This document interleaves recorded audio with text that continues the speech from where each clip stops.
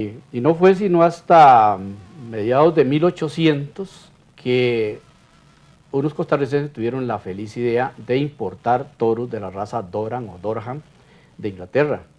Así que la introducción que se hizo a Costa Rica en 1800 y algo vino a formar esta raza. Por eso orgullosamente decimos raza criolla costarricense. Yo no digo Doran, porque Doran fue uno de sus fundadores, pero es auténtica nuestra y le vamos a dar un aplauso a este boyero y a esta raza, orgullo de Costa Rica. Qué linda. ¿Y qué cuido tiene este tipo de animales?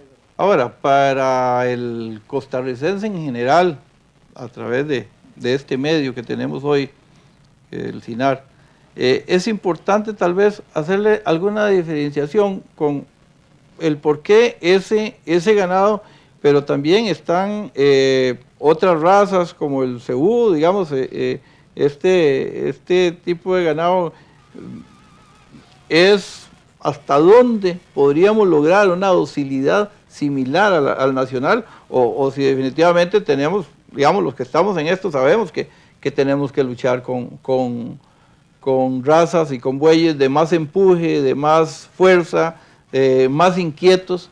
Entonces, tal vez creo que los costarricenses vale la pena explicarles un poquito más a fondo de esto. Sí, claro. La bolsa genética, como usted dice, allá alrededor de 1910, 1915, por ahí, comenzaron las importaciones del ganado cebú. Esos vinieron a través de Jamaica, porque, bueno, inicialmente era de la India y del Pakistán. Comenzaron a llegar esos animales hacia Brasil, que fue uno de los principales receptores. De ahí se fue extendiendo por el resto de América. A nosotros nos llegó a partir de, dice la historia, por las Antillas. Como anécdota interesante, dice que una de las primeras razas fue la raza Mysore. Esa la trajeron, entre ellos la compañía bananera, en esa época, con la idea de cruzarlo con el ganado criollo y sacar bueyes más resistentes, que tuvieran más adaptación al trópico. Sin embargo, salieron tan bravos que tuvieron que eliminar esa raza. Pero sí nos quedó el vocablo, vea qué interesante. El campesino, como no sabía inglés, entonces ese Mysore, porque es el nombre de la provincia de origen allá de la India, o Mysore, él los transformó en palabra maizol. Así que cualquier animal de jiba, oreja larga, o sea, típico cebuino, se le llama un maizol. Y eso es parte de nuestro folclore, parte de nuestras palabras interesantes. Y como usted decía, son animales inicialmente bravos, cuesta domarlos, sobre todo la raza gusarat. Pero cuando ya ellos se amansan, son animales muy valientes. Tengo un recuerdo de un buzarat en la espalda, sí. Son animales muy valientes, de una resistencia muy grande, muy adaptados al trópico. Y los cruces pues han sido muy bonitos, sobre todo el pelaje. La raza Gir es un animal que nos da un color muy bonito, un sardo negro y también un sardo rojo. Los cruces de los Brahman con las razas de leche nos dan barcinos, nos dan joscos, nos dan chotos, los moros, los diferentes coloraciones. Hay uno muy bonito, el overo, producto generalmente del cruce del Holstein rojo o del Guernsey. Nos da un mapa grande, si es un tipo de... Así hay colores muy bonitos, y que es lo interesante, Rogelio, es que no están dentro del diccionario de los colores ni de las paletas de los pintores. Son palabras autóctonas del campesino costarricense. Y cruces autóctonos del campesino costarricense, sin que haya una influencia de especialistas en genética para lograr esos cruces importantes para la ganadería nacional. Claro, lo sabrá desde el punto de vista de la producción lechera y producción de carne, y eso no les podemos quitar, pero en la producción de bueyes es una autoría, digamos, del campesino. Bueno, y esto de la producción de bueyes es algo importante, ya que usted lo nota, lo hace notar, porque tenemos la escogencia de esos novillos. ¿Cómo hace el campesino? ¿Cómo ha logrado el campesino formar un buey? ¿De dónde salió la idea de tomar un ternero u otro, para lograr hacer una yunta de bueyes? Es interesantísimo eso, cómo el campesino tiene criterios para discernir. Cómo dentro de una manada de 100 toretes, él puede escoger una yunta a su gusto. Bueno, él tiene algunos, por ejemplo, como el color, el tamaño, la forma del ombligo, la forma de la cara, en fin, el color de los cascos, cosas que le puedan dar un indicador de qué tipo de animal va a ser más adelante. Pero hay uno que es interesantísimo porque ese sí está totalmente al azar, es decir, no tiene ninguna posibilidad de predicción. ¿Cómo van a ser los cuernos? Y es la parte más visible de una yunta de bueyes, la posición de sus cuernos y el tamaño y la forma. No solamente la parte más visible, sino la parte, digámoslo, de donde se define el mejor criterio para escoger esos bueyes, ¿no? Porque una yunta con cachos diferentes ya no es yunta. Puede tener colores diferentes, pero los cachos, la testo, siempre van a ser determinantes para esa yunta de bueyes. Claro. Ahora imaginemos ese ternerito que apenas tiene un botón o tiene 3 o 4 pulgadas de cachito, lo difícil que es ese campesino imaginarse cómo van a ser esos cuernos más adelante. Y sobre esto mismo, de la escogencia de los bueyes y la doma de los bueyes, qué interesante como ellos eligen cuál buey va a trabajar al derecho y cuál va a trabajar al izquierdo.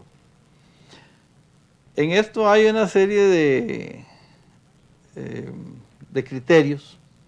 Inclusive en Costa Rica está como muy definido la zona pacífica con el resto del país, en cuanto a que, digamos, en la zona pacífica y norte costarricense, los domadores o los amansadores, como se les dice, ya se acostumbraron que el buey debe trabajar a los dos lados, sea derecho, sea izquierdo. En cambio, en el resto del país, pues casi siempre hay un derecho y un izquierdo. Y entonces, pues no toda la gente tiene la facilidad. Es curioso, a veces cuando hay una cantidad, una manada, llega uno y se encuentra 20, 30, 40, 50 yuntas ahí, sea en un cesteo, sea en un potrero donde se está realizando una actividad y entonces decir, bueno, ¿cuál es el derecho? ¿Cuál es el izquierdo? ¿O por qué este? Es interesante la forma en que se pueda determinar y el boyero llega y de largo ya sabe cuál es el que se va a ocupar en la posición a la hora de enyugar. Claro, bueno, si es el dueño de los bueyes, pues no va a tener mayor dificultad, pero cuando es un extraño al que le dicen, vaya al potrero y traiga los bueyes y los enyuga, le tiene que hacer uso de una serie de, digamos, de mañas para poder determinar cuál es el derecho y cuál es el izquierdo. Uno de los trucos es echar la yunta por delante, dejarlos que caminen un poco y ellos solitos van a buscar la posición con que usualmente los enyugan. Entonces el derecho pues va buscando su lado derecho, el izquierdo se le va acomodando. Pues cuando usted llega al donde está la yugada, ya usted determinó cuál es derecho y cuál es izquierdo. También hay otros métodos, ¿no? Sí, bueno, por lo menos que poco conocimiento que tengo yo es en cuanto a las marcas que deja el chuzo en el buey. Claro, recordemos que el chuzo no es una herramienta de maltrato, pero sí, cuando se va jalando, se va llamando al buey, por lo general, si uno necesita que el buey derecho camine más, pues lo toca por dentro con el chuzo, y si es el izquierdo, pues igual, lo toca por dentro a ese buey. Entonces, pues el que tenga las marcas del chuzo a la izquierda, pues de hecho es el derecho, y igualmente en el otro caso, el derecho pues será el izquierdo, en función de las marcas que tenga por dentro el buey. Claro, efectivamente. Entonces, si siempre le van a encontrar las cicatrices por el lado de adentro del buey. Y Hablando de eso, de la dificultad de los cuernos, vea qué interesante en Costa Rica cómo el campesino le ha ido poniendo nombres a la forma y la posición de los cuernos de los bueyes, ¿verdad? Así tenemos los famosos bueyes pailetas, que son esos cacho abiertos, ¿verdad? Típico en la raza criolla. Tenemos los rosquillos, que son esos cachitos hacia adentro, ¿verdad? Tenemos los bueyes cabros, ese cachito que va recto, que posteriormente puede tomarse una curvatura, de hecho, pero inicialmente iba a tener una posición como semejante a un cabrito. Tenemos los cachos al tiro, que eso llama mucho la atención por esa semejanza con los toros de lidia, ¿verdad? Ese cachito hacia el frente y a veces ligeramente curvado hacia arriba, ¿verdad? Entonces es muy interesante porque eso le da mucha belleza a los bueyes, sobre todo si tienen una posición de los cuernos bien alineaditos los cuatro. Ahora, ¿hasta dónde podemos decir que influye la posición de los cachos, digamos, para uno de los aperos de los bueyes, como son las fajas, un ejemplo? ¿Qué tan importante es la faja en función de los mismos cachos que tenga? Si son grandes, son pequeños. Eso es importante también. Claro, y la forma de enyugar no es lo mismo para enyugar un buey que tenga cacho pequeño, delgaditos, o los que tienen cacho grande, el número de vueltas, la forma de socarlo. Y muy importante, por ejemplo, la forma, la posición, digamos, de los cuernos cuando también se elige el lado. Cuando uno elige si el buey va a trabajar a la derecha o a la izquierda, una de las cosas que se fija el campesino es si tiene algún defectillo que le gustaría ocultar. Entonces, si tiene alguna marca, alguna cicatriz o un cuerno un poquito más feito, entonces lo va poniendo de tal forma de que queden escondidos. Y también es interesante que en diferentes regiones del país encontramos también tipos de yugos y maderas. Parece mentira, una madera como el árbol de balsa, que es tan liviano, que es aparentemente débil, pero sin embargo se utiliza para que estos animales hagan fuerza. Como dice usted, el balsa, una madera liviana, y es excelente para yugos, sobre todo para novillos. ¿Cómo se llama? El tostado, allá lo utilizamos mucho para yugos, es una madera excelente. Y la tradicional, que es el mango. Los mejores yugos son hechos de mango. Aguacate, el quina, en fin, hay muchas maderas en Costa Rica que nos dan yugos muy buenos. Inclusive me hablaban del capulín, que es otra maderita liviana y suavecita y es excelente para yugos. Ahora, tal vez así como podríamos ir dándole un toque muy rápido para que para los televidentes también tengan claro, digamos, lo del barzón, las perillas, la crineja, la traba y un elemento muy importante, que quisiera ver lo del caracol, a veces tal vez le podemos dar un poquito más, pero estas cositas que son tan visibles y las imágenes nos van a proyectar mucho de esto. Claro, las fajas, pues la original es la faja de cuero crudo, que ya pues fue sustituida por la faja ya de cuero curado, de curtido, que se llama. Ahora recientemente la han sustituido por unas fajas de nylon, pero no es igual, ni le da la misma belleza. Sin embargo, pues tiene la ventaja de que si se mojan no pasa nada. La frentera es un aditamento que le da mucha belleza al buey. Y los campesinos se sienten muy contentos, muy felices, orgullosos, cuando traen una yunta de bueyes, ojalá de buena alzada y con unas frenteras ahí que le bajan hasta la punta de la nariz. Y eso es muy bonito, como las imágenes demuestran, que es un aditamento que le da belleza, además de que le protege el roce de la faja contra la frente del animal. Hay algo importante, hablábamos hace un rato de esas giras, de esos pases desde la meseta central hasta el Pacífico y otras regiones del país. La comunicación en esos boyeros, que es interesante, que eso es muy importante que lo tengamos ahí. Sí, en eso el caracol desempeñó el papel importantísimo en la comunicación entre los boyeros.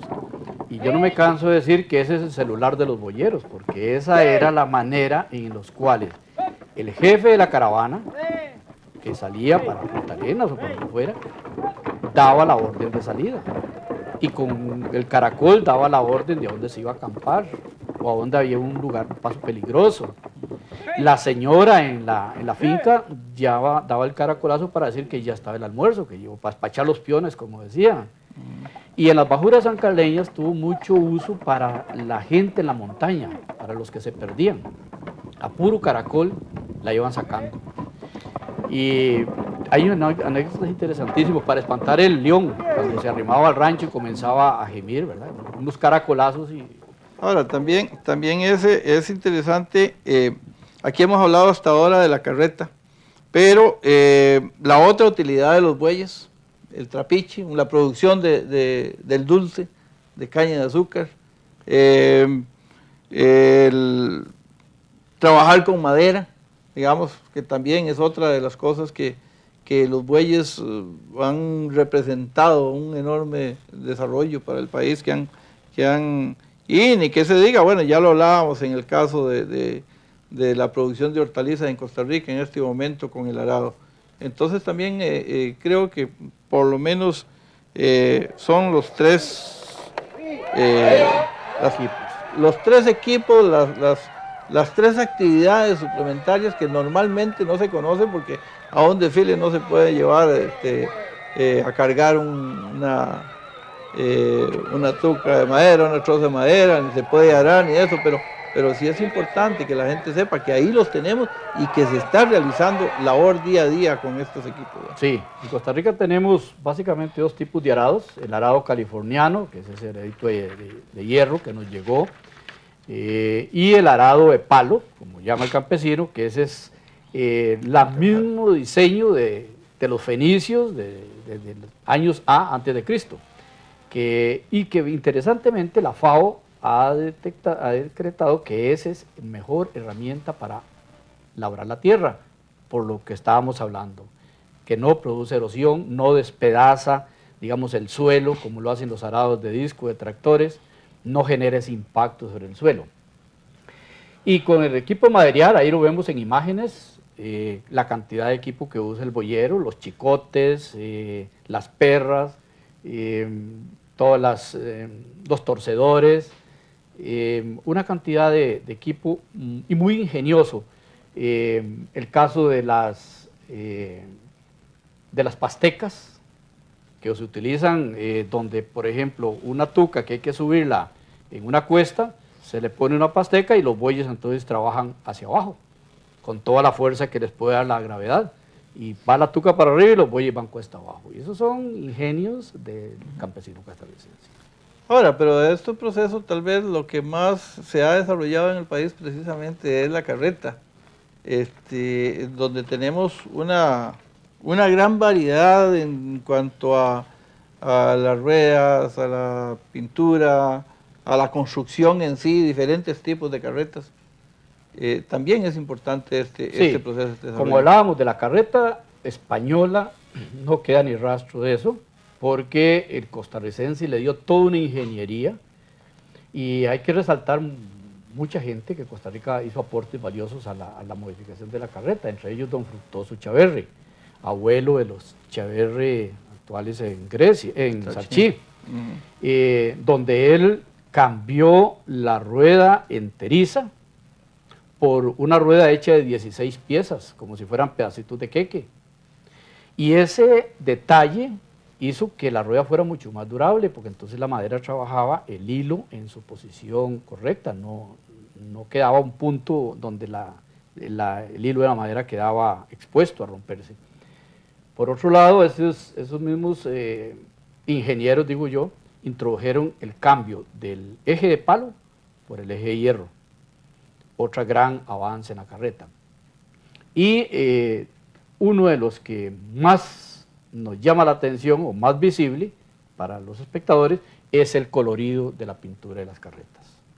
Tenemos la carreta de maderial, la carreta para cargar granos, en el caso de la cureña, y la importancia de esta para ese desarrollo y y de cómo inclusive podríamos decir que la historia de la Cureña viene a darnos, aunque parezca mentira, la parte bélica del mundo, vino y nos trajo una herencia. Warner trae una cureña típica, imaginémosla, esas cureñas eran las que circulaban antes en Costa Rica. Y les voy a explicar cuál es el uso que tenía antes de ser cureñas para jalar madera. Eran los instrumentos para jalar los cañones cuando tuvimos ejército allá en aquellos años. Así que era una cureña de esa forma, con ruedas, con radios, y el campesino rapidito le botó esas ruedas y le puso la rueda enteriza nuestra, porque esta se pega en los barriales. Pero tenemos una demostración acá para que todos lo recordemos, la cureña antigua de Costa Rica. Muchas gracias. Y el campesino entonces la transformó, la readecuó para trabajar en el campo, sobre todo para transportar madera en tucas. Tal vez como para hacer una acotación a la cureña, hay un aspecto que casi ningún costarricense, por lo menos de Valle Central, conoce, que es el pipante. El pipante es un bote carreta, una sustitución de la carreta por un bote. Eso es muy típico allá en las regiones fronterizas, pegando con las vegas del río San Juan, áreas muy húmedas, donde la carreta no puede trabajar, donde se entierra en los lodazales. Entonces, inventaron hacer un bote de fondo plano, de más o menos 1 metro de boca. En lugar de la quilla ser vertical, es horizontal, es una paneta. Ahí se le mete un brocazo y se le amarra un chicote que va pegado a la de bueyes. Entonces, en los barriales lleva la carga y va deslizándose en el barro. Y si llega un caño o a una quebrada, funciona como bote. Así que es interesantísimo esa adaptación, digamos, de que las necesidades. Bueno, por suerte, como lo decía don Alfonso al principio, el Sistema Nacional de Radio y Televisión Cultural de Costa Rica se va a preocupar más y va a retomar esta actividad. Desde luego, en una producción de este tipo, es muy corto el tiempo como para explicar, nos quedan muchas cosas pendientes. Me parece que tendremos que seguir con la historia en algún momento, tendremos que seguir informándole y dándole esas pinceladas de historia a los costarricenses. Tal vez vale la pena que los costarricenses y de más allá hacerles eco de una frase que nos identifica a los boyeros de Montes de Oro y que precisamente don Carlos Elizondo nos la presentó un día y nos pareció muy interesante, porque él le dice que, tal vez para cerrar, que con la humildad de un boyero y la fortaleza de una yunta de bueyes se movieron, se mueven y se moverán toneladas de cultura en Costa Rica. Entonces, me parece que la alegoría al peso y a la parte cultural de nuestro país, con los bueyes, con los boyeros y todo su acervo cultural, pues nos va a permitir desarrollarnos cada día más.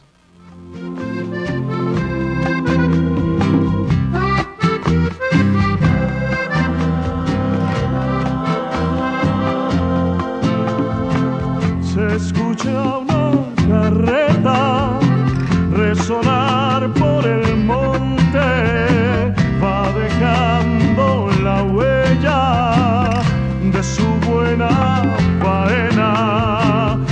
Esa vieja carreta nos llenó de recuerdos en los tiempos de abuelo. Vivieron tantos sueños, se perdió entre los años y nos dio tantas cosas. Aún las sigo esperando a esa vieja carreta, aún la sigo esperando a esa vieja carreta.